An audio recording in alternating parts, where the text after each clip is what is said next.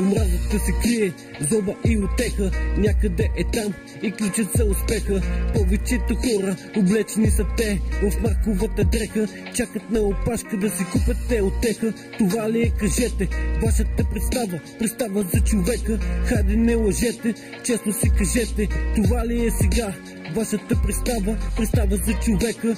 Явно на празно казани са те, на ванга думите, мещина две пречупени, от всяко друг са купени. Годините са много на празно изгубени, думи изхабени, сърцата наранени. Не искам да гледам как майките сега умират те от глад. Не искам да живея в този шибанат. Всеки ден виждам как музиканти свират за парченце хляб.